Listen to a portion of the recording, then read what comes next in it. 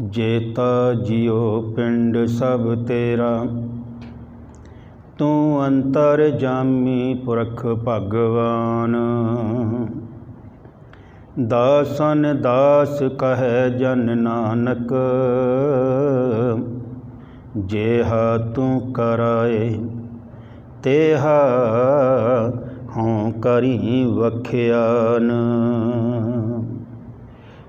जुगो जुग अटल। दसां ही पातशाहों के आत्मक स्वरूप शब्द गुरु साहिब श्री गुरु ग्रंथ साहिब महाराज जी की पावन पवित्र हजूरी अंदर सुभायमान गुरु की साजी निवाजी साध संगत जी, परम पिता परमेश्वर का स्वरूप कैसा है, उस मालिक प्रभु का निवास स्थान कहाँ पर है और उस मालिक प्रभु के लिए हम कैसे प्राप्त कर सकते हैं, कैसे हमारा मिलाप उस मालिक के साथ हो सकता है, इस बारे में गुरमत अनुसार कुछ विचार हिंदी में पेश करने जा रहा हूँ। आओ आज की पावन विचार आरंभ करने से पहले समूह संगत गुर फतेह प्रवान करो जी। वाहिगुरु जी का खालसा, वाहिगुरु जी की फतेह। परम पिता परमेश्वर जिसे कोई राम, कोई अल्लाह, कोई वाहिगुरु, कोई खुदा बेअंत नामों से याद कर रहे हैं।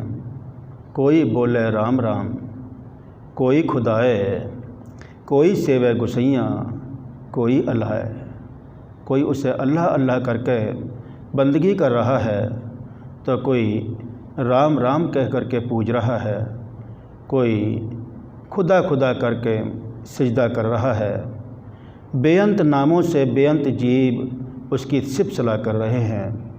गुरु नानक साहिब महाराज के पावन वचन हैं कि वो प्रभु परमात्मा, उसके नाम बेअंत हैं लेकिन वो एक है, एको है, पाई एको है, साहिब मेरा एको है। प्रभु परमात्मा का स्वरूप, प्रभु परमात्मा की हस्ती केवल एक है।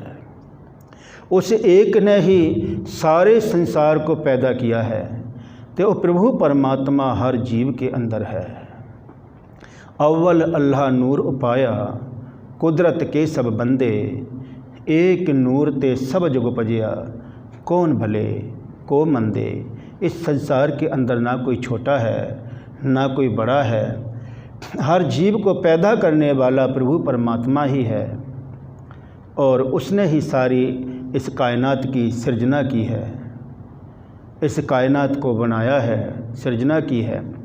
हर जीव के अंदर वो विराजमान है। सवे घट राम बोले, रामा बोले, राम बिना को बोले रे। एकम एक अंकार निराला, अमर अजोनी जात ना जाला। तो प्रभु परमात्मा एक है, वो जूनियों में नहीं आता, किसी माँ ने उसे जन्म नहीं दिया। आप ही ने आप साजियो, आप ही ने रचियो नाओ। उसने अपनी सृजना खुद की है, अपने आप से की है। आप ही ने रचियो नाओ, दोए कुदरत साजिए कर आसण डिठो चाओ। इस संसार के अंदर वो प्रभु परमात्मा बैठा हुआ है। मनुष्य ने उसे प्राप्त करने के लिए बहुत सारे रास्ते अपनाए। कोई घर परिवार छोड़ करके जंगलों में चला गया, किसी ने पहाड़ों पर जा डेरे लगाए, किसी ने तीर्थों का रटन किया, कोई नेवली कर्म कर रहा है। गुरु नानक साहिब महाराज जी के पावन वचन हैं कि हे भाई, प्रभु परमात्मा को ढूंढने के लिए कहीं भटकने की ज़रूरत नहीं है, वो हर जीव के अंदर है। पूरा संसार ही उस मालिक प्रभु परमात्मा का घर है।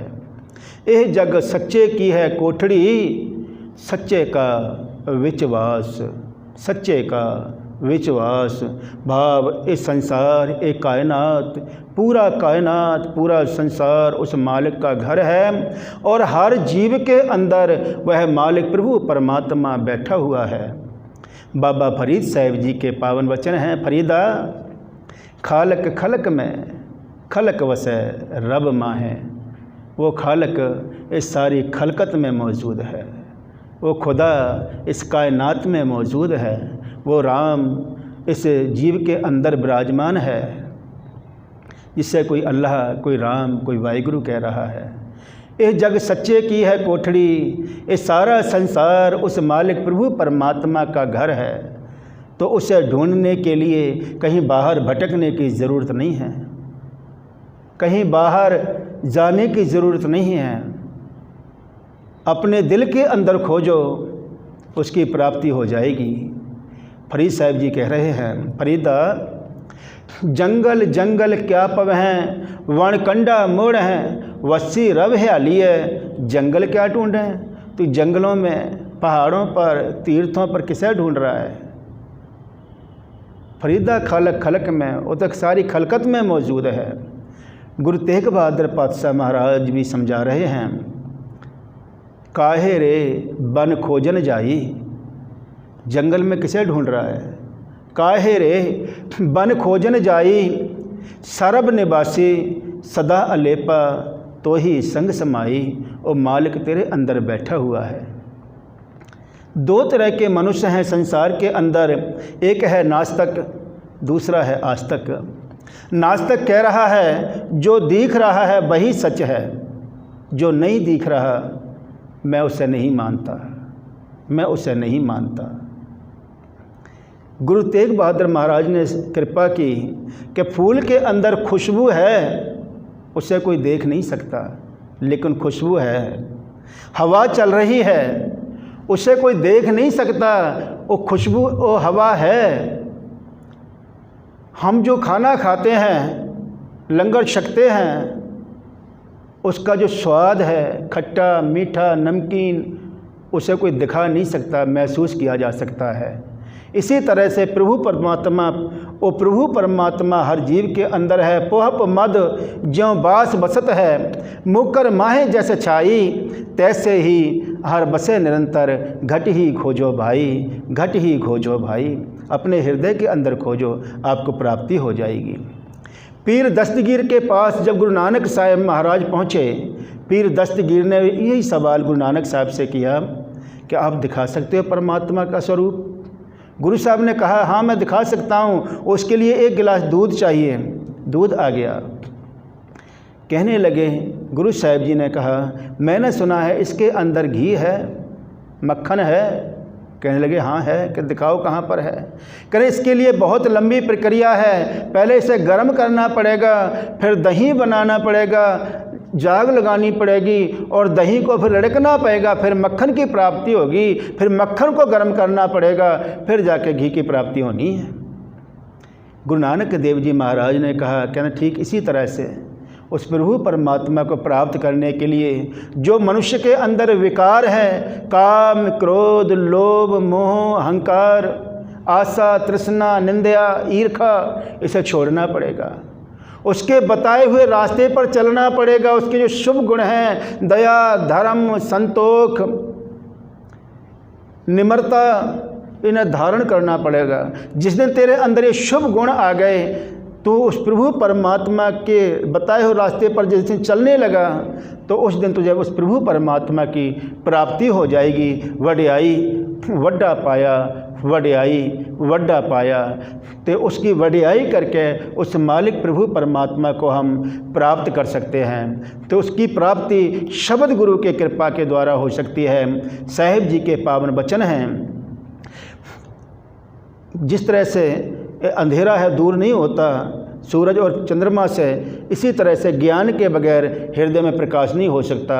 जे 100 चंदा उगवें सूरज चढ़े हजार, एते चानन होंदियां गुर बिन घोर अंधार। सो गुरु के द्वारा ही उस मालिक की प्राप्ति हो सकती है। बलिहारी गुर आपने देवहाड़ी सदबार, जिन मानस ते देवते किए करत न लागी वार, करत न लागी वार। सो उस मालिक प्रभु परमात्मा को हम शब्द गुरु के कृपा के द्वारा उसकी वड्याई करके, उसका सिमरन करके प्राप्त कर सकते हैं। और सिर्फ सिमरन ही नहीं, सिमरन के साथ जो विषय विकार हैं उन्हें छोड़ना पड़ेगा, शुभ गुण को धारण करना पड़ेगा, फिर उस मालिक की हमें प्राप्ति हो जाएगी। तो गुरुमत का इस सिद्धांत है कि प्रभु परमात्मा अटल सच है और सारे संसार के अंदर हर जीव के अंदर है, और उसे प्राप्त करने के लिए हमें उसकी बढ़ियाई करनी पड़ेगी। जिन्नी नाम ध्याया गए मशक्कत का हल, नानक ते मुख उजले केती छुट्टी नाल, नानक ते मुख उजले केती छुट्टी नाल। इतनी को बेनती प्रवान करनी, भुलां चुकां दी खिमा, भूल चूक की माफ़ी। आओ फतेह की सांझ करो जी। वाहिगुरू जी का खालसा, वाहिगुरू जी की फतेह।